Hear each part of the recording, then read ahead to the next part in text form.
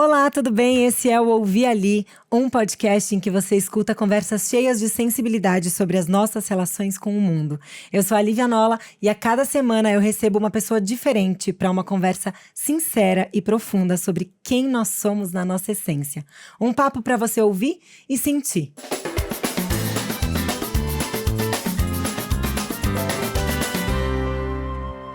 E hoje eu tenho o imenso prazer de receber ela, Brisa Flow. Obrigada. Obrigada a você, Bem-vinda. Meu amor. Que Muito bom estar aqui te com receber. você de novo. Te encontrar novamente.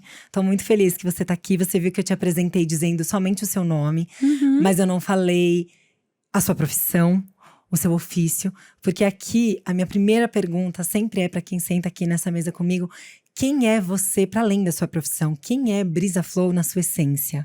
Nossa, Brisa Flow, para além da profissão, primeiramente, eu acho que eu sou mãe.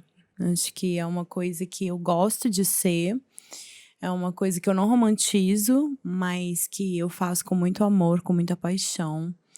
E, além disso, eu também sou uma grande admiradora da leitura. Eu falo que é uma admiradora porque gosto muito de comprar livros, de ir em encontros de livros, de literatura, de ler pessoas, e estou montando meu acervo. E também tenho um hobby por fotografia e audiovisual. Que demais. Eu amei essa resposta, que é isso que eu espero, exatamente isso, assim. A gente tem uma dificuldade muito grande de desvincular, né? A gente já apresenta assim, está aqui comigo vou falar agora que você é uma artista transdisciplinar, como você fala, transcultural, né? Uma multiartista. Canta, compõe, é das artes visuais plásticas também, é performer, é poeta, é ativista. Mas a gente tem muita dificuldade de falar da gente assim, né? O que a gente gosta de fazer fora a profissão. Claro, a gente pode amar a nossa profissão, mas o que a gente é quando a gente não tá ali exercendo o nosso ofício, né? Do que a gente gosta, pelo que a gente se interessa, e você trouxe exatamente isso. E eu queria entender como essa pessoa que você é te levou a fazer o que você faz hoje, que é ser essa artista tão incrível que traz… Você falou que faz música, que fazer música pra você é um rezo. É um rezo. Eu achei isso muito bonito. E você traz a arte como uma ferramenta tanto de transformação do mundo quanto de cura também, né? Sim. E como é que a sua história te trouxe até esse lugar? Eu acho que essa pessoa que eu sou, inclusive a pessoa que gosta de ser mãe, eu acho que eu penso muito em ser uma adulta, uma mãe que eu gostaria de ter tido quando eu era criança. O que amiga adulta eu gostaria de ter sido das crianças? Qual mãe eu gostaria de ser quando eu era criança? Eu imaginava eu já sendo mãe. E aí fiquei muito questionando, assim, durante a minha infância também, o que seria da minha profissão. Porque eu sou filha de artesãos, né? Tem toda essa história, esse caminho com a arte latino-americana. Mas não tinha uma profissão, assim, que a gente fala de carreira, de mentalidade capitalista, de eu vou trabalhar, seguir essa faculdade para fazer tal coisa, porque eu sempre quis ser cantora. Eu nem imaginava, né, que hoje o rap estaria em ascensão, que a música independente possibilitaria eu viver, nem sabia como funcionava o ecossistema musical, não tinha nenhuma noção disso, mas queria ser cantora e sempre cantei como um rezo, sempre cantar me tranquilizava, né, então… desde nova, eu tenho isso pra mim, assim, que eu gostaria de fazer algo que fizesse bem pra mim e pra comunidade em geral, porque sempre fui muito tocada pelas questões de direitos humanos, por passar muito racismo, passar muita xenofobia, por assistir muito VHS de Festival de Vinha del Mar, que era um festival musical pelos direitos humanos, que meus pais tinham em VHS do Chile. Seus pais são chilenos, Meus pais são chilenos, então assim, por estar um pouco longe de casa, né, da família mais central, assim, avós, eu cresci aqui no Brasil num contexto de imigração. E eu também pensei a família muito como esse espaço de aquilombar, a família também como esse lugar de continuidade dos sonhos dos nossos antigos. Por isso eu escolhi maternar, assim. E eu acho que isso tudo foi contribuindo para o meu trabalho também, porque esse processo não só de maternar, mas de estar perto das crianças. Antes de exercer a minha profissão como cantora, eu estou aqui em São Paulo já tem quase 12 anos. Você é de Belo Horizonte, né? Eu nasci em Belo Horizonte, meus pais vieram pela fronteira, num contexto de época de ditadura, Pinochet, chegaram em Minas Gerais, moraram em algumas comunidades, até que a gente firmou casa ali, próximo de Sabará. E aí, de lá, eu fui pro Duelo de MCs, Belo Horizonte, fiz várias pontes. Fui morar em Santa Catarina também, morei lá, onde eu tive o meu primeiro trabalho, que eu trabalhei numa fábrica de tecidos. Então, tive que contar com a sobrevivência muito cedo, né? Na busca por moradia, por alimentação. Minha família também passou por esse processo que já me quebrou essa ilusão de capitalismo, música, ecossistema, fama e riqueza. Porque eu sabia que eu poderia chegar num momento de estar tudo bem e que tudo poderia cair por a gente não ser herdeiros, todo momento que a gente se encontra, né, no Brasil para o artista independente é muito instável. Sim. Então, isso já criou também a minha cabecinha de pensar, eu vou ter uma profissão, eu vou viver dela, quero viver dela, mas eu vou fazer ela porque eu amo, e se não rolar isso, eu vou fazer outras coisas. Então, eu sempre fui multidisciplinar nesse sentido, né? Fiz artesanato com eles, aí trabalhei com tecido, isso também me fez gostar muito de figurino, né? Não por escolha, tive que optar por esse emprego bem nova, com 17 anos, entrava na fábrica 4h30 da manhã. E aí, quando eu volto para Belo Horizonte, eu volto muito com a sede de fazer algo que seja bom para a comunidade, bom para jovens, para lidar com saúde mental, porque eu acredito que o hip hop ele tem essa mágica, né? Ele traz saúde mental, ele traz cultura, ele traz história, ele traz respeito. Então, eu dei 5 anos de oficina em escolas públicas em Belo Horizonte, aí venho para cá já com esse currículo, porque entrava na sala de aula fazendo freestyle para as crianças prestarem atenção, né? Maravilhoso. E aí aqui eu fui criando a minha carreira para conseguir me formar em licenciatura em artes, me formo em São Paulo.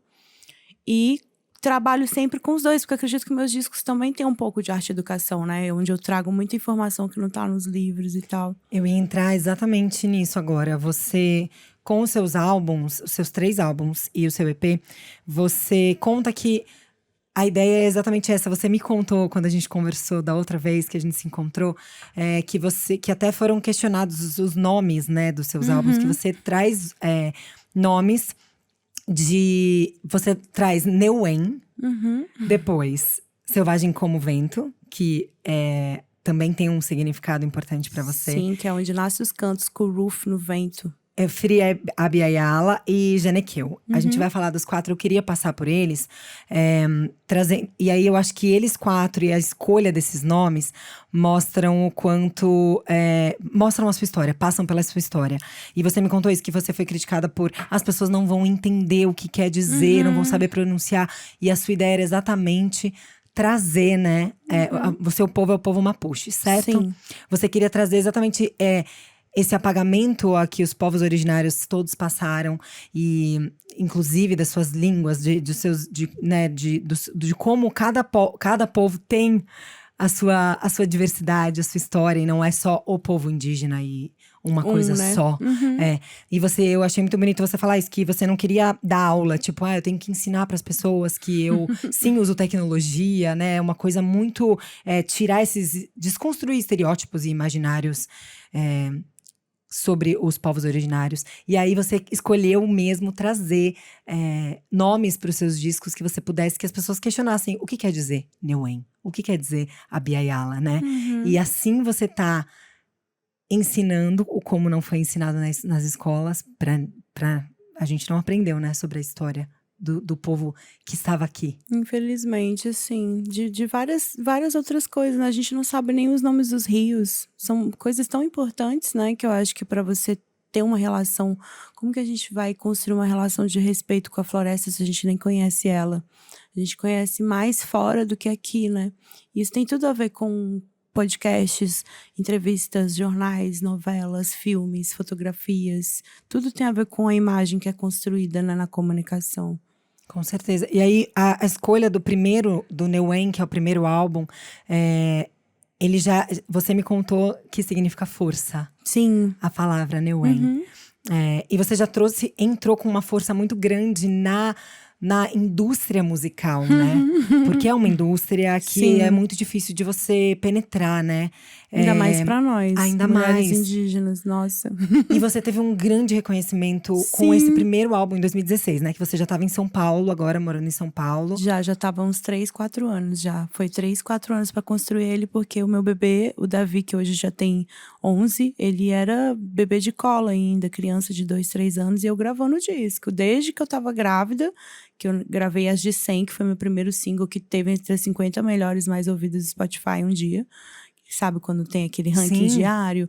já Um dia, entrou. o meu primeiro single, eu falei, gente, eu não tinha assessoria, eu não tinha produção, eu nem sabia como que isso funcionava. Eu só tinha muita vontade e muito histórico de batalha, e muitas batalhas de rap.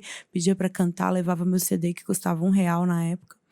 Então, eu coloquei essa força, porque eu já vim com essa força, assim, Você né? já veio com a força abrindo caminhos. Sim. E também a importância mesmo de você defender, colocar esse nome e trazer outros nomes, né? Trazer pra gente pro entendimento o que é a Bia Yala e por que se usa o nome a Bia Yala, que você é o que você falou, né? Você não é obrigada a explicar o tempo inteiro, mas você trazendo isso com música, você tá fazendo com que as pessoas que não estão, nem procuraram antes saber os significados tão importantes, né? Elas se aprofundem numa história que é uma história nossa, que todo mundo tem que saber. Sim, e Naná Vasconcelos fez isso, a Erykah Badu faz isso, a Lauryn Hill, várias pessoas trazem coisas assim na escrita da letra, que aí você… O Bob Marley, né? Eu tô com uma bebezinha agora de colo, a Nayen.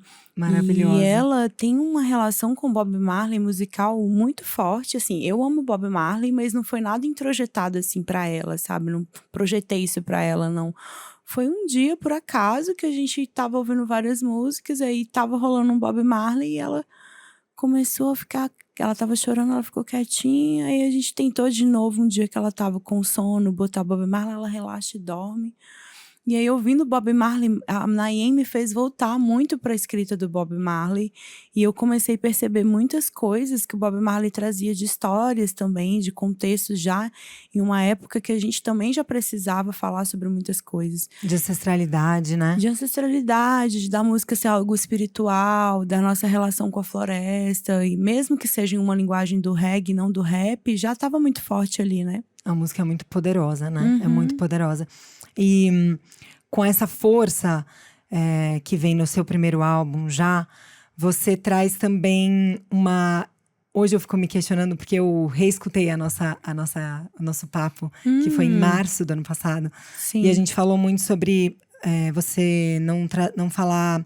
A gente não colocar a mulher, e principalmente a mulher indígena, sempre no papel da mulher guerreira. Ai, sim. Embora vocês sejam guerreiras, nós mulheres sejamos guerreiras, mas não tá toda hora nesse lugar da guerreira. E como a gente equilibrar, porque a gente tá sempre combatendo algo, né? Mas não se colocar como guerreira o tempo inteiro. Você conseguiu esse equilíbrio e também um equilíbrio de, ao mesmo tempo que se combate, porque em muitas músicas suas você traz esse combativa. Né? O rap, o seu início no rap também era muito sobre ser combativo, você estava muito entre os homens ali também, Sim, nas batalhas, né? Sim. E aí, como nas batalhas, que já é uma batalha. Exato, e poucas mulheres ali, acho que o cenário mudou, mas não tanto ainda, não tanto, né? Podia estar muito melhor. Mas você também falar sobre o amor e sobre o afeto, sobre o como também ser merecedor de afeto, né? Sim. Como fazer esse equilíbrio entre estar sempre combatendo, mas também não ser ao estereótipo da mulher guerreira? Eu comecei a entender algumas coisas na minha vida a partir do momento que eu comecei a construir minha autoestima e aprender a dizer não e impor limites. Porque eu comecei a entender dentro dessa indústria que as coisas para as mulheres, às vezes, elas perdem muito o respeito, o limite e tudo. E não só para mulheres, acho que para artista independente e para mulher mais. E aí vem aquela frase, né? A base da pirâmide, solidão da mulher negra, solidão da mulher indígena, que existe de fato. E diante de muitas situações que eu me via, muitas vezes voltava para casa depois de show triste, né, com alguma coisa que aconteceu, ou passava a semana refletindo muito, e isso afetava diretamente a minha composição, né? E eu ficava, cara, eu tô falando sobre batalhas porque eu estou cansada de batalhar e o único lugar que eu tenho para falar sobre isso é nas minhas letras. E aí eu comecei a perceber que as pessoas começavam, Brisa, que tem rap de protesto, rap político. Eu ficava, gente, mas eu nem tô falando sobre política. Mas aí eu comecei a entender que meu corpo no mundo era um ato político para ele estar vivo, né? Só de você existir. Já era Sim, eu política. comecei a entender isso muito mais forte, assim, lógico que da adolescência pra frente, né? Eu fui uma adolescente que sofreu abuso, eu fui uma adolescente que teve que lidar com a pobreza, uma adolescente que teve que guerrear. E isso tirou muitas coisas que poderiam ter sido construídas com mais leveza.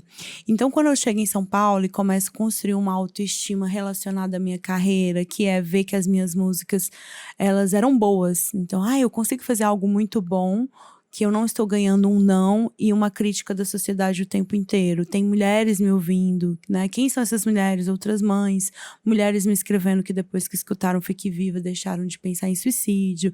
Então, isso foi me trazendo também uma energia de volta, que eu acredito que a gente semeia a energia, né? Então, eu jogo sementes com as letras, quando elas vão florescendo, elas também me agradam de volta, porque eu vejo, olha, legal, estou cultivando coisas boas, então vou seguir nesse caminho. Então, é uma troca, né, que eu faço com o público. E isso foi muito importante para mim, para eu conseguir também dar passos para transitar em outros lugares de narrativas. Então, além da maternidade, que foi muito forte na época que o Davi era pequenininho, aí depois deixou um pouco de ser forte, porque eu acho que depois que as mães sabem, quem tá me assistindo é a mãe, quem tá me ouvindo aí sabe que a gente passa momentos do puerpério, e aí quando a gente sai do puerpério, quem sou eu, né? Onde estou? Quem é essa nova Brisa agora, né? Perde um pouco dessa identidade sua, né? Total. De quem você era antes e depois da maternidade. Exatamente, aí eu comecei a querer falar de amor, de sexualidade, porque também tem esse lugar de virou mãe, não tem mais vida sexual, não tem mais vida íntima, afetuosa, ou que mãe solo não merece afeto, né? Tem todas essas construções muito erradas, sabe, na sociedade, né? Já cheguei a namorar pessoas que as pessoas falavam, mas ela tem filho, tá procurando um pai pro filho. Então, coisas muito pesadas e cruéis que todas as minhas amigas mães solos já passaram também, isso não é nenhuma novidade, infelizmente. E aí eu comecei a querer performar. Muitas vezes eu performo, às vezes, o deboche. Eu falo, não, agora eu vou performar o deboche. Hoje eu vou sair linda, maravilhosa. E quando o racismo vir me atravessar, eu vou fingir que eu não falo português. Porque, infelizmente, você sempre tá ali, retrucando. Eu tô a fim de gastar essa energia. Essa pessoa quer aprender alguma coisa com o que eu vou falar? Não, eu simplesmente não vou dar atenção para essa pessoa hoje. E isso muitas vezes é visto, né, com mulheres como arrogantes, mulheres poderosas, nariz em pé. E eu, sim, não vou abaixar minha cabeça mais. Já baixei minha cabeça há tanto tempo. Já tentei mudar a sociedade de tantas formas. Já fiz minhas obras. Quer ouvir minha opinião? Vai escutar o meu disco, sabe? Exato, todos. Isso que você falou, de não me sentir na obrigação de ficar reeducando a sociedade o tempo inteiro. Porque isso é um trabalho muito maternal. E meus filhos são… Eu tenho 2 filhos e uma enteada. Então, meu trabalho de educação eu tô fazendo já com eles, sabe? Então, eu sentia muito isso, assim, as pessoas, mas você é indígena de verdade? Índia, né? Você é índia de verdade? Mas você usa celular. Mas você não mora na tribo. E lá. Até a configuração de família, né? É questionada. Tudo, né? Tipo, mas você… Porque eu me considero, né, parte da família da terra que é minha enteada. Mas você é mãe de verdade, porque ela é indiazinha, parece você. Então, assim, isso tem tantos atravessamentos para os meus filhos, quanto para mim. Pro meu companheiro também, quando a gente tá nos espaços, a nossa família, ela é assim, holofotes. A gente senta para comer 5 pessoas indígenas comendo num restaurante, às vezes, que eu quero… hoje eu quero comer uma coisa gostosa, vamos num vegetariano legal. E aí é aquela coisa, sabe? E aí eu comecei a perceber isso quando eu ando bem arrumada. Eu tenho até um rap que eu tô escrevendo novo, que eu falo, hoje, um óculos escuro para não ter que olhar na cara de um racista hoje, sabe? Então, assim, são coisas, ferramentas que eu fui construindo uma performance artística mesmo, justamente para a pessoa ficar, o que é isso? O que é isso?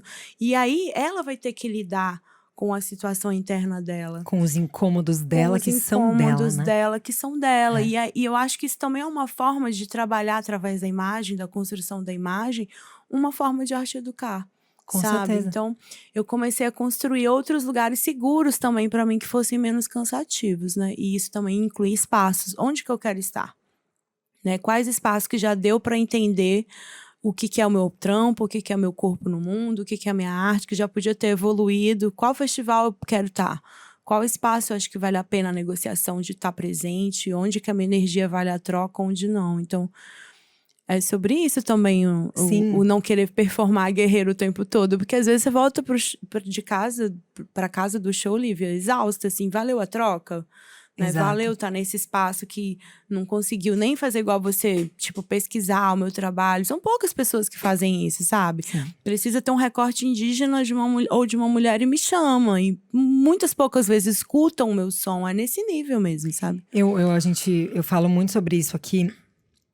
Essa questão dos festivais mesmo, a gente já falou lá no Vitrine quando a gente conversou, e eu converso com muitas pessoas que vêm aqui, a Bela Maria, que é uma artista preta nordestina que canta soul e R&B, que veio aqui falar pra mim que quando ela chega, as pessoas esperam que ela esteja com um chapéu de coco tocando um triângulo, e ela faz uma música pop totalmente diferente, e quando ela é colocada em festivais, normalmente é pra cumprir precisa ter uma mulher preta nesse festival.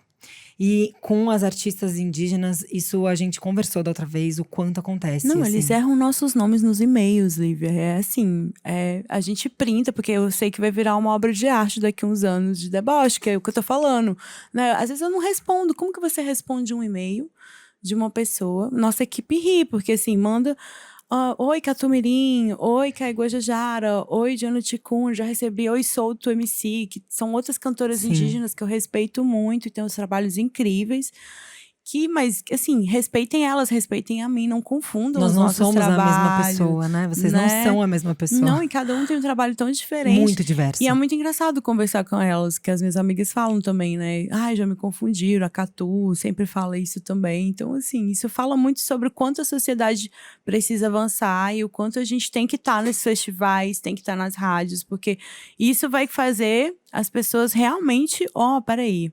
Ocupar esses espaços, né? Sim. E a gente falou há mais de um ano sobre isso. Você sente que teve alguma mudança? Porque a gente falou muito sobre isso. Quem escolhe, quem dá as regras, normalmente é um homem branco, cis, hétero e que tá interessado em… outras, não tem esse olhar. Sim. Então a gente falou muito sobre ser uma coisa de que as produtoras de festivais, as curadoras tenham esse olhar, ou sejam pessoas indígenas, né? Que estejam ali na base, decidindo.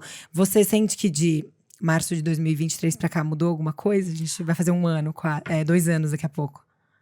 Olha, Lívia, vou ser bem sincera, que eu acho que a gente tá aqui pra isso. Eu acho que mudou pouquíssimas coisas, mas eu acho que a gente tá em constante transformação dentro do nosso movimento de artistas originários, principalmente migrantes, que é a parte que eu posso falar mais, assim, não é que principalmente nós estamos em transformação, é que eu posso falar principalmente mais sobre isso. Mas eu tenho visto que a gente tem perdido um pouco do medo, sabe? E esse medo, ele existiu muito, totalmente ligado ao que a gente tá falando, autoestima. Os nossos pais, principalmente que são migrantes, têm um medo de ser mandado embora do país, medo que seus filhos sofram violência. E a gente tá vindo de uma geração de pessoas marrons, indígenas, que estão se associando a outros povos do Brasil, né? Então a gente tem criado uma força muito forte de Abya-Yala, de entender que as fronteiras nos separam, de entender que ambos estamos na mesma luta, né? Como povos que defendem a possibilidade de você fazer uma música espiritual, de você poder ter uma relação com o rio, de você ter uma relação com a floresta. Isso tudo eu acho que sempre tá melhorando, porque a gente tá sempre estreitando laços, sabe? Agora mesmo a gente vai fazer, em dezembro, uma residência artística num território guarani aqui na Boracéia, onde a gente vai fazer uma peça musical, um podcast ao vivo ali, eu e o Ian Wapichana, que é meu companheiro, a gente trabalha muito junto nessa… A gente se conheceu trabalhando junto, e a gente tem muito isso de querer fazer a nossa música e trazer ela gravada para ser de alguma forma documentada, seja em podcast, seja em trilha sonora, seja em canções, para que isso fique como um registro, porque a gente acredita que o futurismo indígena, que não existe futuro, né? Mas esse próximo tempo que vai chegando, ele tenha registros, porque é o que a gente sente falta às vezes. A gente sabe que tem relações de mulheres pretas indígenas que teve muito forte, porque Bell Hooks diz isso num livro, e eu fiquei muito feliz de ler esse capítulo que ela fala que foram queimados, infelizmente, esses documentos, mas que mulheres artistas indígenas e pretas se organizavam durante o movimento dos Black Panthers lá nos Estados Unidos. Então, eram coisas que eu gostaria de ler, porque, assim, às vezes a gente está na cosmovisão, que é o que a gente acredita culturalmente em vários povos originários, que nós estamos de acordo com evoluções de pensamentos cósmicos mesmo, né? Então, a gente está chegando num momento da Terra de muita transformação. Então, não tem como negar esse movimento. Só que, infelizmente, dentro da indústria musical, as coisas não são muito ligadas a realmente querer uma transformação. Por mais que isso seja muito importante, porque daqui a pouco os festivais não podem existir mais da forma predatória que eles existem. Né? Vamos falar da forma como as coisas têm acontecido, né? No mundo. A gente está vendo a mudança climática e babadeira. Então, assim, a gente vai precisar usar a tecnologia a nosso favor. E como usar essa tecnologia a nosso favor? A tecnologia ancestral também, né? Os povos indígenas têm muito a dizer e agregar, né? Quando a gente chega num território, a gente vê arquitetura, a gente vê forma de saneamento básico. Então, assim, as conversas precisam ser estreitadas. E para que elas existam, precisa ter relação. Né? Como Porque que você falou, vocês estão se organizando, mas não adianta não ter essa tá relação. lá na nossa bolha. Então, essa comunicação precisa existir. Então, é muito papo mesmo, é muita trocação de ideia, estreitar esses laços. Porque as pessoas acham que a gente precisa estar nas bolhas étnicas. Isso não precisa acontecer, né? A minha amiga Chai Surui, ela sempre fala isso, que a causa indígena é de todos. Né? Assim como o racismo, ele tem que ser falado por todo mundo, né? Principalmente pelo branco, né? Sim. Colonizador.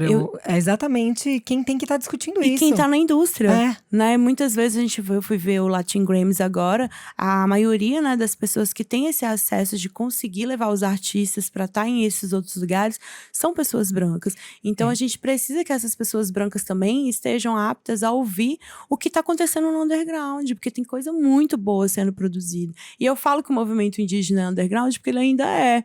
Infelizmente, a gente não tá num nível, assim, de estar num Latin Grammy, que era importantíssimo pro momento atual que a gente tá, de mudança climática. E você tá falando do Grammy, e a maioria dos artistas… Temos o Xamã, temos outros povos indígenas que estavam lá. Isso foi muito importante, só que a gente precisa começar a olhar… O Brasil precisa, entende o que eu tô falando? Claro, e olhar pra isso que você trouxe, porque a maioria dos artistas que venceu o Grammy Latino, brasileiros, eram artistas negros, pretos. E todos os seus empresários ou produtores, que é quem leva as pessoas lá, a maioria deles eram brancos. Histórico mundial, não só do Brasil, não só do Brasil. Então isso é o retrato, né?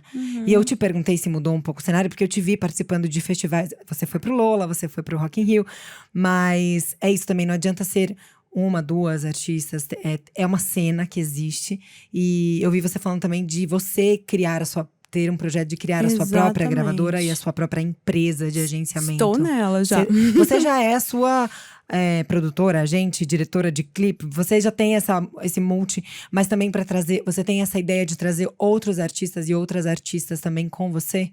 Eu tenho muito essa vontade, Lívia.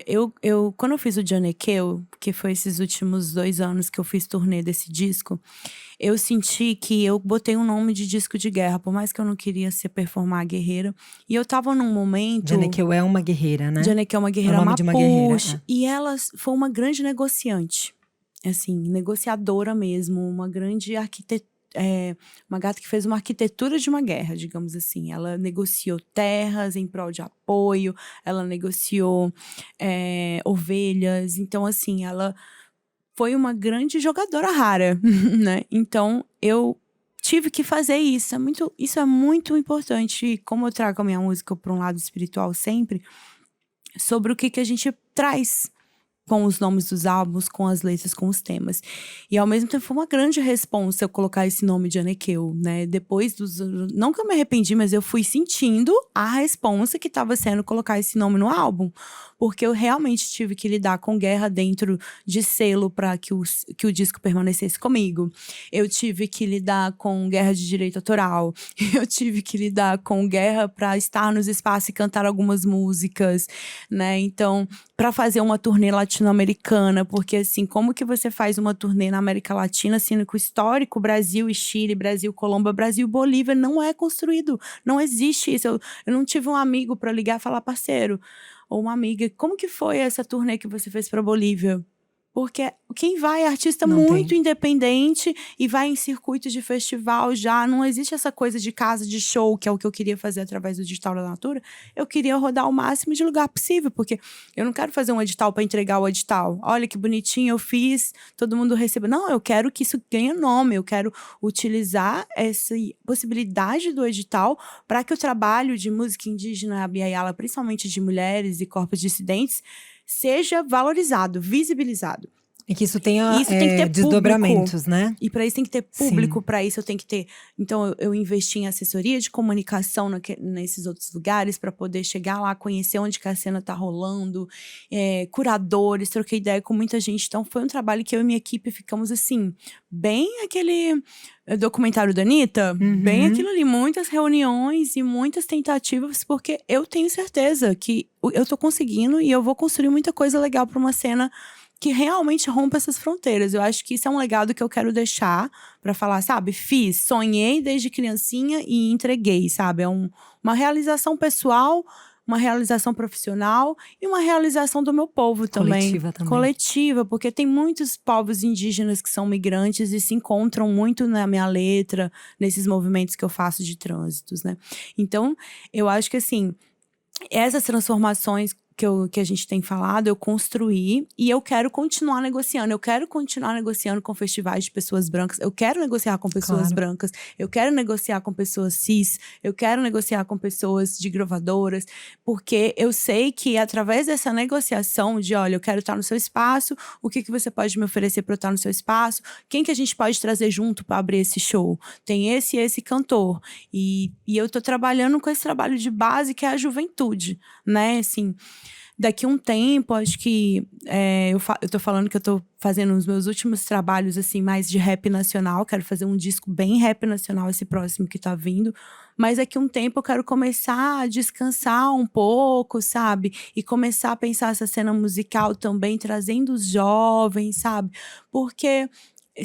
foi uma coisa que me faltou tanto, aquilo que a gente falou no início também de arte e educação. Se é uma coisa que faltou, eu quero, e é uma coisa que eu já estou fazendo, então como que eu vou profissionalizar isso, né? Então, estou na busca do Instituto Brisa Flow, né? Dele ser fortificado para juntar a juventude indígena com o projeto Fique Viva, anti-suicídio, porque infelizmente a juventude indígena é a que mais se mata no Brasil. Isso é um dado assustador, eu sempre falo disso, porque acontece toda semana, sabe? E às vezes é mais de um por semana. E a música Fique Viva, que você citou aqui algumas vezes, você compôs por isso, com essa eu compus com esse olhar, em prol da nossa saúde mental, na pandemia, que é o que a gente estava conversando aqui. Antes. E que isso ajudou muita gente. E que os povos indígenas estão no fim do mundo desde que existe o Brasil. Desde que o Brasil foi fundado, né? Que não teve descoberta nenhuma. Exatamente, desde a ficção Brasil instaurada. Então, eles também estão vivendo uma pandemia de muitos anos. E a pandemia, a saúde mental está totalmente associada, né? Então, eles escutam muito Fique Viva, principalmente os guaranis, porque foi filmado na aldeia deles, né? Então, tem essa coisa do território sagrado deles. E eu sou essa ref, então eu fico pensando, poxa... E às vezes direto eles me perguntam, agora mesmo estive com o artista Iaco, que é um condor andino, que também é um artista indígena argentino. E por ele não ser um argentino branco, muita gente não acredita que ele é argentino. E aí eu tava com o Iaco esses tempos e ele me perguntou, amiga, como que eu faço para registrar um disco? Né? Para onde que eu vou depois disso? O que é SRC? Como que é isso?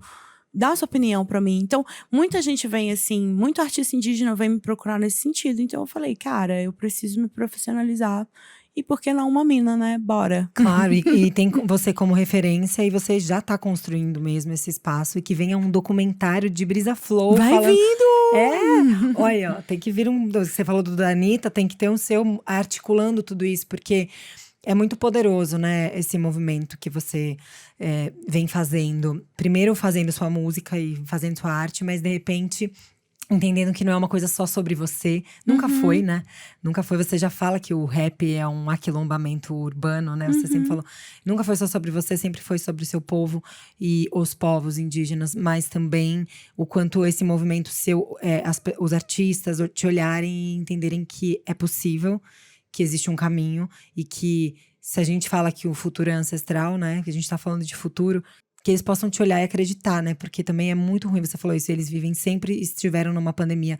É muito triste não conseguir olhar para o futuro e acreditar, né? Que a gente vai ter que…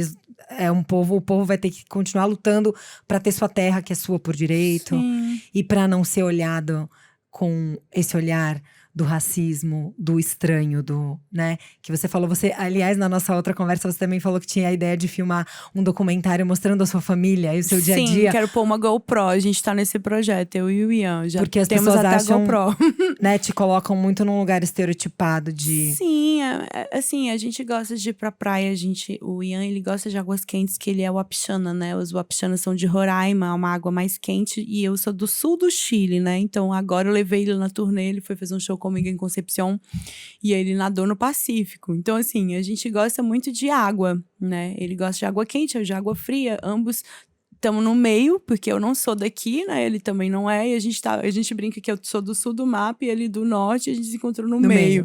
E aí a gente tá numa água do Atlântico, assim, mais ou menos morninha, tem horas que é muito fria, tem horas que é um pouco mais quente, então a gente gosta muito de ir em Rio, né? É um processo que a gente faz porque a gente lida com muitas energias, né? Pensa comigo, né? Eu falei sobre negociação, que eu tô muito constantemente negociando com pessoas não indígenas. A minha vontade era que a gente tivesse um podcast indígena para eu poder te falar, Li, agora eu quero te entrevistar no meu podcast, e aí você vai poder também, a gente ter essa troca, porque isso eu acredito que é transculturalidade também, sabe? Você poder vir até nós e chegar num selo indígena e conhecer vários artistas indígenas, sabe? Porque eu sinto que a gente fica muito num lugar exótico, que as pessoas imaginam, mas por elas não conviver, o racismo é alimentado à base da imaginação do estereótipo. Não tem essa quebra desse estereótipo. Então a gente gosta de quebrar, né, o estereótipo. E eu acho que tem muito a ver com rap, né? Muitos outros artistas indígenas já fizeram isso. Bro MCs faz isso muito bem há muitos anos, cantando rap. A gente tem artista indígena que canta forró, enfim. E pensando como mina, assim, é bem diferente. Isso é muito louco. Eu tenho acompanhado algumas mães falando de maternidade agora que eu tô no puerpério de novo. Tenho consumido muito esse conteúdo. E a questão de ser uma mulher racializada com um bebê sozinha na rua e com um companheiro são situações bem diferentes. Ao mesmo tempo que quando a minha família a gente é olhado com um olhar muito exótico e as pessoas… Não, teve uma situação agora que eu tava no Sesc Pinheiros, que a Nayen tava engatinhando, e uma pessoa pegou ela no colo. Eu achei isso muito sem noção, porque como que ela tá engatinhando perto de mim, você não me pergunta, você não…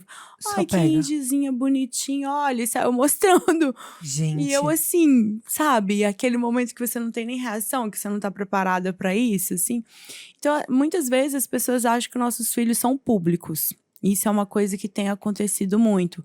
Pega na cabeça no ori das crianças, puxa as crianças, ai que fofinho, vem cá, não sei o quê. Isso eu acho que, com geral, com várias crianças, a sociedade tem essa coisa, né? Muito de querer já sair pegando as crianças, sem perguntar, sem falar oi, sem olhar para a criança no olho, sem agachar na altura da criança. Pode ser assustador para uma criança. olhar para a mãe que tá do lado também, né? Totalmente, se ela tá aberta ali, às vezes você tá educando a sua criança em algum momento, né? Não quero trocar ideia agora, amigo. E essa coisa de, às vezes, assustar as crianças, né? Então, eu sinto que as crianças são invadidas, né? Eu tento muito ter uma linguagem, às vezes, agachar, falar, conversar e tal. E eu sinto que eles são muito invadidos por isso. O meu filho detesta que toda hora ficam perguntando de onde eu sou. E isso era uma coisa que eu detestava quando eu era criança.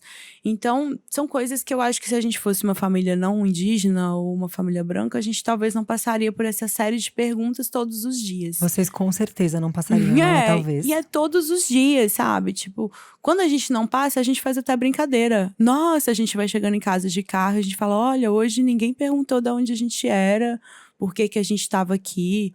Nossa, a gente dirige, tem carro, né? Porque é uma coisa de uma ignorância tão grande, e é de não se aprofundar, de saber também, né? A minha vontade era estar pescando, vivendo no meu território, com certeza, deitada da minha rede, criando as crianças junto, porque a minha maternidade seria bem menos exaustiva no território, que as crianças se criam juntos, se cuidam juntos, não tem violência da forma como a gente está vivendo o corre aqui em São Paulo, porque tá todo mundo no corre da violência, da sobrevivência, aí a violência aumenta, né? Então a gente vivendo num território sem violência seria ótimo. Eu também viveria provavelmente igual a gente falou, talvez eu nem teria WhatsApp. A gente tava falando antes de entrar no ar. Se a gente pudesse, a gente nem pegava no celular. Porque é uma coisa que facilita, mas facilita pro trabalho na lógica da cidade, do corre, da sobrevivência. Então quer dizer que eu não posso sobreviver, eu só posso existir daquela forma, né? Então, tantas coisas que acontecem, às vezes a gente ri, porque a gente tenta levar assim, né? Não vou deixar isso me atravessar hoje, eu não vou ficar triste por causa disso. Mas várias vezes eu sou pega em situações que me atravessam. E aí, às vezes, sei lá, eu tô entrando num shopping pra procurar uma mala, igual eu entrei com a Naê em semana retrasada. Faz mais de umas 3 semanas antes de ir pro Chile.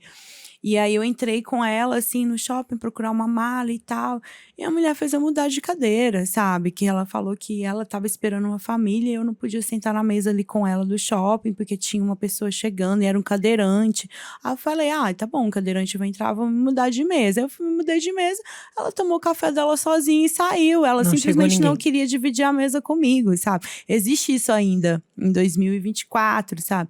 Então, da mesma forma, também, lá no Chile, a gente acha que eu não vou passar racismo no Chile. Não, o Chile também tem racismo.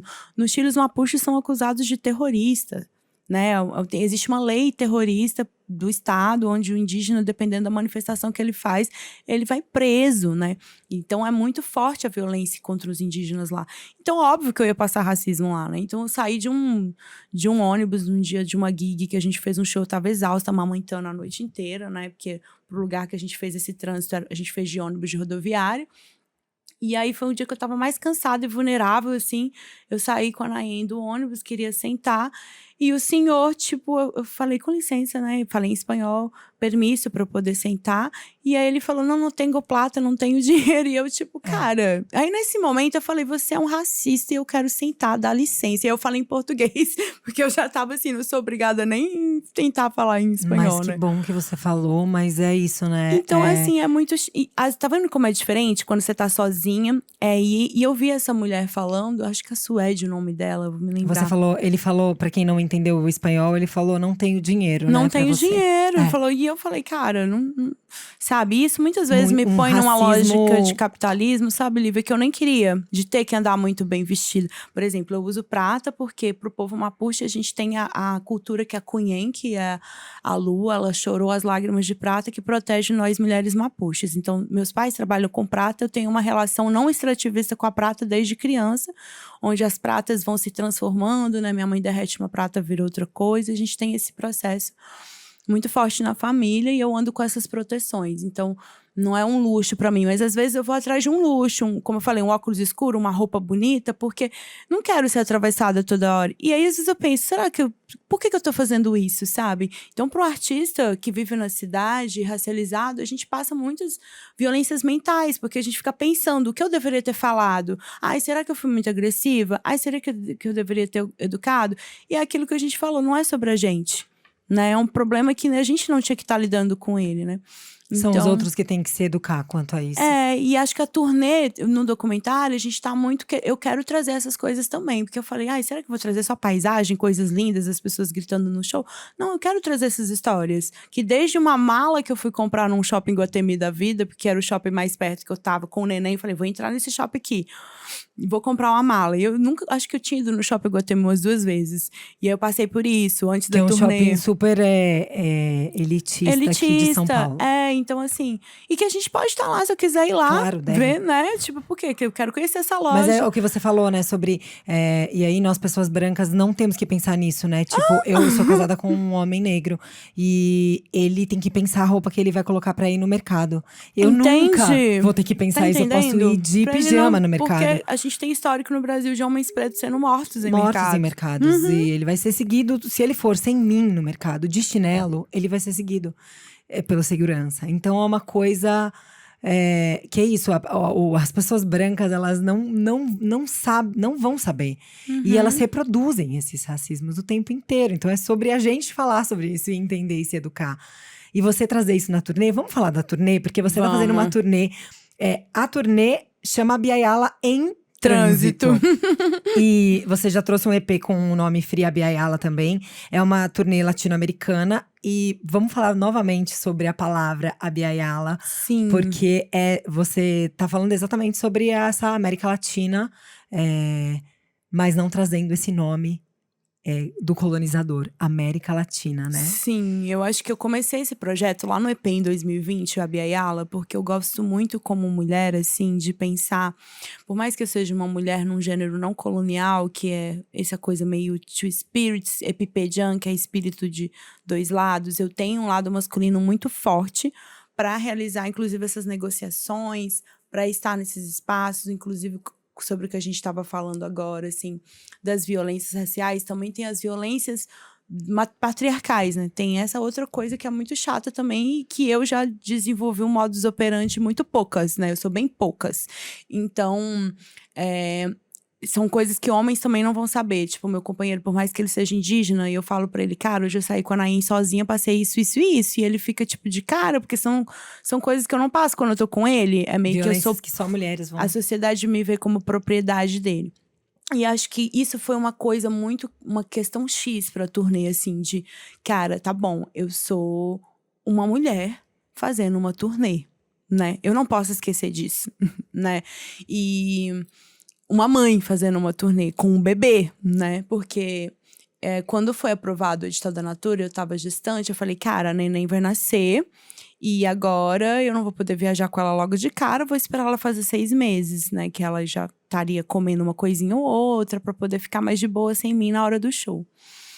E aí, eu fiquei com muita vontade mesmo de trazer essa palavra Abiyala, porque é terra fértil. E olha que doido isso, porque foi num momento super fértil da minha vida, né? Eu já tinha perdido uma gestação, e aí depois eu tive a gestação da Nain, que foi pra frente. E eu fiquei nesse processo, cara, eu tô com 36 anos, né? Que isso é visto pela sociedade muito como um momento não fértil da mulher já, né? E eu falei, nossa, eu vou ter que lidar com uma gestação agora 11 anos depois e uma turnê. E aí eu fui entendendo como as coisas se chamam, né? As palavras. Quando eu fui estudar essa palavra terra fértil no idioma do povo Kuna, é sobre a Abiyala, é sobre a América Latina. Porque a América Latina, ela tem o maior reservatório de água do mundo, né? A gente tem o maior bioma em potências de agrofloresta do mundo. Então, se for para ser começada uma revolução aqui, agora, a gente tem esse potencial para começar essa revolução de agricultura, que são as agroflorestas que vão contra o agronegócio. Mas para isso tem que ter uma política, né, que não seja extrativista. E o nome América Latina está totalmente ligado a esse nome extrativista, que é de Américo e Latina de latim, que dizimou em muitas línguas, né? Então, a partir do momento que você dizima uma língua, você tira esse conhecimento.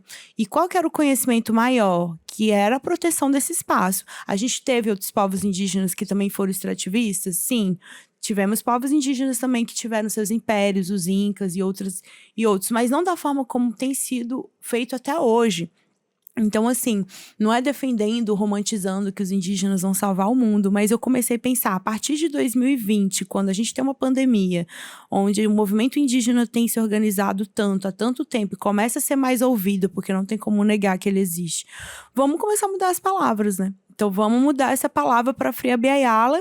E quando eu vi o edital da Natura falando que era para América Latina, eu falei, já vou chegar com esse nome. Para mostrar o meu ideal. Foi contemplado pela Natura Musical para você fazer a turnê. Era uma das A bio, o que estava escrito que era para fazer, de escrever do projeto, era justamente para artistas que quisessem circular na América Latina com um projeto que tem a ver com a América Latina. Eu falei, nossa, meu disco de Anekeu e minha turnê Fria Biayala. E eu sabia que eu ia passar, assim, porque eu tinha muita fé. Eu falei, não, eu vou passar. Tanto que eu eu escrevi o projeto durante semanas, mas eu fui mandar no último dia, assim. E foi isso, assim, tem sido uma grande força. E quando eu falo que eu não posso esquecer que eu sou uma mulher lidando com isso, porque justamente as histórias das mulheres que eu tenho atravessado nesse trânsito são muito potentes. São mulheres que têm organizado cultura, espaços culturais, outras cantoras mapuches que eu conheci, mulheres que têm espaços culturais onde elas trabalham a comida como uma forma de bem viver e de cura dentro da cidade, no meio de Santiago, que eu conheci, a Macarena. Enfim, muitas histórias de mulheres que eu tô trazendo para esse documentário. Nossa, vai ficar incrível. Você tá em turnê agora? Você já foi pro Chile? Fui pro Chile, foi incrível, assim. Eu estive no Chile em 3 cidades. Em Santiago, cantei lá com Midiaray Cogil, que é uma grande expoente, assim, da arte indígena no mundo. Ela também já teve até no New York Times com o trabalho dela, assim, já não estão podendo invisibilizá-la mais. E ela também é do meu clã, né? Eu sou Brisa de la Cordillera Cogil. E ela é Midiaray Cogil. Então, a gente é do... E a gente conversando lá no camarim, chegamos na conclusão que nossos avós são do mesmo território, que é Cholchol, que é no sul do Chile. E aí, toquei também em Concepción, que é onde a cidade de que a minha mãe nasceu, a outra parte da minha família do sul, que toda a minha família é do sul, né? Minha mãe e meu pai. Que é um território da Araucania, né? Que se chama de Waumapu, que é o território mapuche lá dentro da Araucania. E também cantei com Dani Aneco, que é uma mulher que me inspira muito, que ela tinha o próprio estúdio dela em 2016, quando eu lancei o Neuém. Olha como as histórias se amarram, muito lindo. Você falou, você lançou o Neuém e ele disparou no Estadão como 20 melhores discos do ano. Eu não tinha nem conhecimento, Lívia, que se eu colocasse a data na OneRPM do dia antes do mês era diferente, porque é no sistema americano, né? Quando você vai lançar, né, uma música, um single, um álbum na OneRPM, que é como é que a gente chama? Não é distribuidora, né? Distribuidora. É, uma distribuidora. Você seleciona ali a data, o mês e o ano. Só que é trocado, né? É o mês na frente e eu não sabia, do dia. Foi meu primeiro lançamento. E aí saiu antes, eu tava lá no Chile. Você nem esperava e saiu. Não, e eu tava na casa da Dani Aneco, que ela tinha me conhecido pela internet. Ela falou, Brisa, eu quero te conhecer, vem aqui. Que ela tinha visto meu som no YouTube. Eu falei que ia estar lá no Chile. E acho que foi no Facebook, algum lugar assim que eu falei na época. E aí a gente se conheceu, eu vi que ela tinha um próprio estúdio dela e a gente gravou um single juntas na casa dela. E eu fiquei totalmente impactada com isso, porque eu falei, nossa, tô aqui no Chile, acabei de lançar disco. Chegou a notícia lá do Brasil que o disco tá super bem falado. Eu vou voltar, vou montar o meu estúdio. E aí agora, tocar com ela na turnê, eu contei isso pra ela em palco, assim, com todo mundo vendo. Ela se emocionou super. E ela é uma grande inspiração pra mim. E a gente gravou de novo agora. Gravamos mais um som lá em Valparaíso, que é a cidade do hip hop lá, né? Eu comecei a turnê cantando num espaço arte educativo, cultural, onde tem batalha de breaking pra criança, grafite. Pra quem não sabe, Valparaíso é a cidade mundial do grafite, assim. Tem grafite do mundo inteiro, a cidade é toda grafitada. E fica a 1 horinha, 2 horinhas de Santiago. Então, a gente tocou lá com a banda também, foi incrível. E agora tem mais turnê, continua viajando. O que mais que tem? Vai vir documentário?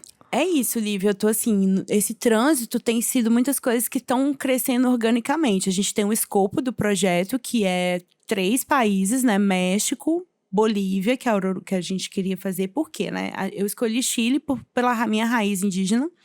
E esse projeto, ele foi escrito, pensando nesse podcast que você fala sobre essas outras coisas para além da carreira. Eu sou neta de Matilde. Então, minha avó Matilde faleceu, infelizmente, quando eu estava no Lollapalooza. Bem na época. E eu tinha escrito esse projeto para poder estar um pouco mais perto e entrevistá-la na parte do documentário. Porque o projeto tem esses 3 países, México, Bolívia, Chile, além do Brasil, são 4. Um show em cada país é o que eu escrevi como escopo. E também escrevi um documentário sobre todo esse processo.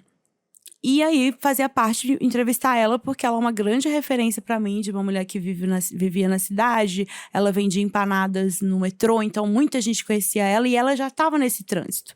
Então ela conhecia gente de todos os lugares do mundo, ela era famosíssima pela comida. E era uma mulher muito pra frente, que namorou muito. Então ela me inspirava muito como uma ref, assim, de trabalhadora e de que faz as coisas, acontece, sabe? Materializa os sonhos. E aí, infelizmente, ela partiu. E aí, quando eu tava gestante, eu consegui ir lá pro Chile. Dei uma estudada de campo, assim, me despedi dela. Estudei esse campo de como seria quando eu voltasse com a turnê.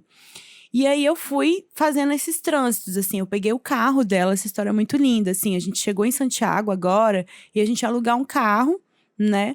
Em Valparaíso e no Sul. Só que em Santiago, para não ter que ficar pedindo Uber, eu pensei, ai, cara, vamos lá na minha tia entrevistar ela, porque minha avó faleceu. Minha tia também continuou com o negócio da minha avó. Ela é irmã do meu pai. E aí, a gente foi lá, entrevistou ela, contou várias histórias. Ela tava com vários objetos de quando eu larguei meus bichinhos lá, quando eu fui visitar minha avó quando eu era criança. Foi super gostoso o papo. E ela me emprestou o carro da minha avó. E aí, eu sonhei, de noite, que eu ia despedir da minha avó no Pacífico. E eu falei, cara, mas minha avó não tá no Pacífico, né? Tipo, ela é de Santiago, Sul.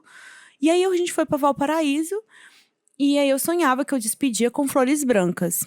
Aí, quando eu cheguei perto, assim, do metrô pra encontrar minha tia, eu vi flores rosas, lírios, roxos. E aí, a galera falou, compra o seu sonho. Às vezes, você leva pra lá, joga no mar. Ou dá pra sua tia, pra colocar no arranjo. E eu, não são essas flores. As flores do sonho eram brancas. E aí, no dia seguinte, assim, que a gente tava voltando com o carrinho da vovó, assim, que é uma combizinha, vai estar no documentário, vocês vão ver. Não é uma Kombi, é tipo um furgãozinho, assim. O Amângelo, nosso produtor, dirigindo e tal.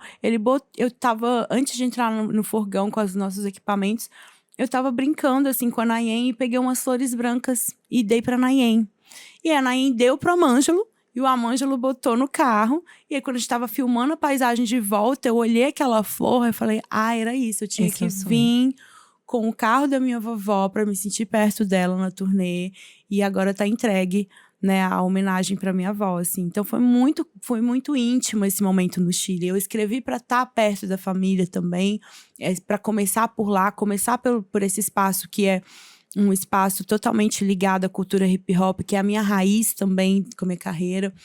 E aí depois a gente foi pro sul, onde tinha vulcões. Então, a gente acredita que o vulcão é Ruca Pidjan, né? Ruca, casa, Pidjan, espírito. Então, o vulcão é a casa dos encantados. Então, foi um momento muito cheio de erupções, assim, de emoções, puerpério. E eu ali, lidando com a história da minha família. Então, eu quis trazer tudo isso, todas essas emoções pro Doc, que tá construindo.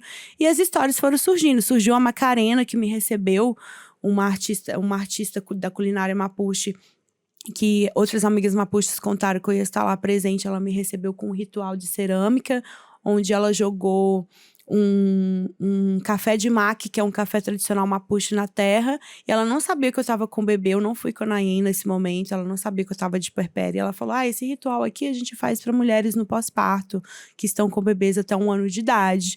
E aí eu falei pra ela, eu tô com uma bebê de 9 meses. E ela chorou, se emocionou, falou, os encantados pediram pra você vir. Então, fui muito bem acolhida e recebida. E aí eu sinto que da mesma forma as histórias vão se construindo nos outros países, sabe? A gente escolheu a Bolívia pra gente poder fazer o show, porque tem uma artista boliviana, né, a Bijank, que eu acho que todo mundo deveria conhecer, outra cantora originária, que tá nessa música Marrona Livre. A gente tem até um videoclipe juntos. Um clipe belíssimo. E olha só, esse videoclipe tava numa mostra de cinema indígena lá no Chile, passando ao mesmo tempo que eu tava em turnê. Eu fui lá também ver. Coincidiu na época que você tava lá, passando. No Museu Pré-Colombino, que é um museu muito famoso de arte indígena da América Latina. Então, assim, os trânsitos se cruzaram mesmo, sabe? E agora eu tô muito afim de fazer o México. Eu escolhi a Bolívia pela Bijank, o Chile pela minha história. E o México eu escolhi porque tem mais 2 artistas no nosso disco também de participação, que é a Sodomita e a Mona Brutal. A minha ideia é levá-las pra lá comigo, pra gente poder fazer esse show. No Chile eu levei o Ian, que também tá no disco. Na Bolívia eu quero levar a Bijank. E no México eu quero levar a Sodomita e a Mona, porque acho que assim eu vou conseguir levar todos os integrantes, né, cada um para um país. E eu acho que o México tem um trabalho trans muito forte, dos artistas trans e principalmente de travesti. E infelizmente também é um país que mata muitas mulheres, muitas transvestis, muitas Como aqui, travestis, né? como o Brasil. Então, lá também, por ter essa violência, também tem muito histórico de artista lutando e falando disso nas letras. Ativistas. Então, eu acho que vai ser uma troca boa, que o Brasil precisa conhecer lá, assim como o Brasil também precisa conhecer das artistas bolivianas aqui. Brisa, durante a nossa conversa toda, você citou vários nomes de artistas originários, que eu espero que as pessoas voltem, pausem, anotem e procurem Sim. e queiram conhecer e se aprofundar. E quando a gente vai se encaminhando mais pro fim da nossa conversa aqui, Não, eu é também tão não quero bom acabar. Eu sempre. acabei de olhar aqui. Eu sempre passo, assim, não consigo não passar da Acho minha que é eu hora. que porque- passo, amiga. Não, eu também, mas é porque é muito bom te ouvir, é tão importante te ouvir também. Eu adoro trocar Então, com você, é muito bom, É obrigado. muito bom, muito bom. Você vai ser sempre bem-vinda. Quando você lançar esse documentário, Eu vou que eu trazer vou ele ser aqui. a primeira a assistir, porque eu tô muito louca pra ver, a gente vem falar do documentário também. Perfeito. Mas você citou vários artistas. E quando a gente vai se encaminhando pro fim, eu sempre peço pra vocês me trazerem o que vocês têm ouvido por ali. O nome do podcast é Ouvir Ali, por conta de Lívia, Ouvir Ali, mas também de o que você tem ouvido por aí. Não só de música, mas pode ser também, mas alguma dica de livro, ou de algo que você assistiu, ou de algum lugar que você gostaria de passar também, além de todas essas indicações que você já deu aqui durante o nosso papo. Eu acho que eu desejo agora para toda mulher marrona, para toda mãe, para toda pessoa que quer encontrar um momentinho de paz, na verdade, que a Babilônia exige que a gente tenha esse momento. Eu acho que eu vou desenhar um roteiro legal. Se você puder conhecer uma reserva quilombola do lado de Camburi ali, que se chama Pissinguaba, que eu amo, que é pertinho aqui de São Paulo, um rio encontrando o mar, bem lindo. Se você puder levar um livro, acho que para ler um livro que eu tô gostando muito, eu sempre revisito tudo sobre o amor, né, da Bell Hooks. Eu amo Maravilhoso. esse, inclusive meu filho tá aprendendo a ler agora em voz alta com esse livro. Ai, que maravilha. Muito legal. E eu tenho lido um outro agora que tem me impactado muito, que é a história da Violeta Parra, em Wallmapu. Comprei esse no Chile, que conta como que ela tá lá no território mapuche, inspirou muitas coisas do trabalho dela, é mais documental, acho que tem a ver também com a minha pesquisa. E para ouvir, que eu tô ouvindo ali, eu tenho gostado muito de ouvir discos, né? Eu acho que eu sempre gostei muito de ouvir discos. Eu fiquei um tempão aqui agora, nesse momento de gravidez e perpério no Baduísmo da Erykah Badu, que ela é doula também. E é um disco que eu amo, principalmente porque ela faz outras versões, né, de mesmas músicas, né? Tem tipo lado A, lado B. É um disco incrível, muito bem arranjado, harmonizado, os coros são muito legais. E eu tenho ouvido também agora o mais contemporâneo, o álbum da Budá. É muito legal o álbum dela, acho que é Púrpura. Tô amando, acho que ela é uma cantora muito foda. E também tem duas outras que eu ouvi bastante esses tempos de rap nacional. Aquila B, que eu gosto muito. E a Ana Bru, que são meninas do rap, assim, que eu amo, assim. E hoje eu vim ouvindo pra cá, né? Que eu tava vindo aqui no caminho. Eu tenho uma playlist, se vocês quiserem ouvir, no Spotify, de música indígena contemporânea. Só seguir meu perfil lá, Brisa Flow, onde eu coloco o que eu vou ouvindo de música indígena. É uma forma também de compartilhar pro mundão. Maravilhosa essa dica, maravilhosa. E todas as outras que você deu. Você falou do seu perfil no Spotify. Fala também de todas as suas redes, como que as pessoas fazem para te ouvir por aí. Seus arrobas. E também se tem alguma agenda Brasil agora próxima também, festival, pra gente te assistir também. Massa demais, ó. Você pode falar, a câmera é sua. Meu perfil, onde eu sou uma pessoa meio low profile, mas tenho tentado mostrar um pouco mais da minha vida. Eu tô lá no Instagram, @brisaflow. Também tô em todas as plataformas de música, como Brisa Flow. Tem coisas que não estão na plataforma também no SoundCloud. Convido todo mundo pra ouvir meus beats lá, que eu faço beats também. E para você poder, assim, acompanhar a agenda, geralmente eu posto no Insta ou nas plataformas digitais que dá para colocar a agenda. Tem o site brisaflow.com também, onde eu coloco meus outros trabalhos. E agora a gente vai estar no Norte, num festival maravilhoso, no Belém do Pará, no Psica. Tô muito feliz de estar lá, dia 15. A gente vai estar também no final do ano agora em Foz, na Unila, que é uma faculdade referência para estudos decoloniais em Foz do Iguaçu. E vou estar já no México, na Colômbia, provavelmente na Argentina também. Acho que a turnê vai tomando outros braços, além dos países que a gente queria ir. Tinha já Acho planejado. que a gente tá arrumando mais shows e essa era a ideia mesmo, Ai, a que gente bom. poder rodar mais lugares. Então acompanhe a agenda. E foi um prazer, amor, estar aqui com vocês. Prazer é meu, Convido vocês a nossa. ouvirem mais. Ouve Agora, ali. obrigada. E agora a gente vai te ouvir um pouco. Você trouxe o Du pra fazer um som pra gente. Acho que a gente pode fazer um rezo. Tá. Acho que hoje é um dia importante, assim, né? Que a gente tá refletindo com esse papo também. Acho que eu vou chamar os cantos, de que eu canto um verso improvisado, que a gente chama as forças presentes do espaço, que a gente fala licenços encantados nesse tempo, nesse espaço, Mari Mari Compuxê, e vai falando o nome das entidades presentes, né?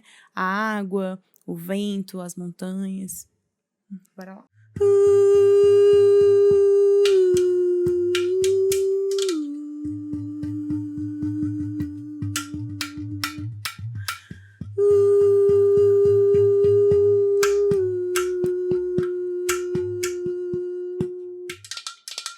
Licenços encantados nesse tempo, nesse espaço. Licenços encantados.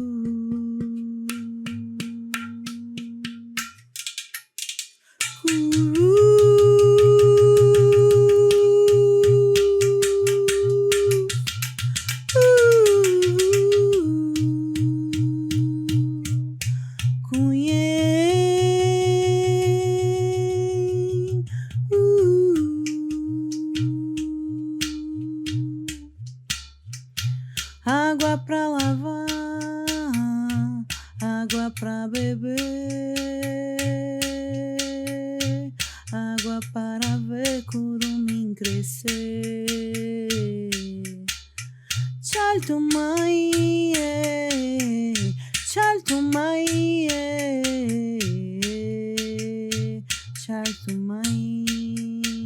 Eu canto na beira do rio, me lavo na beira do rio, equele. Eu canto na beira do rio, me lavo na beira do rio.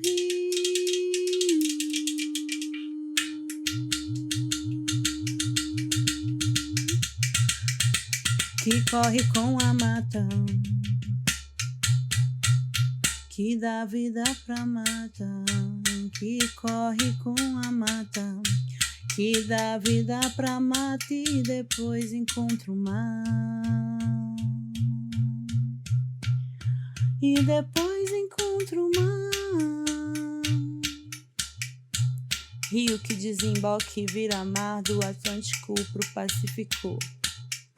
Ouvindo ali, eu vim como MC, eu vim e vou me despedir aqui. Agradeço o tempo dos encantados, nesse tempo, nesse espaço. Licenços encantados, a água, o vento, que me permitiram ser raiz, que me permitiram um momento, que me permitiram comer mais, que me permitiram estar aqui. Licenços encantados, Mari Mari Compuxê,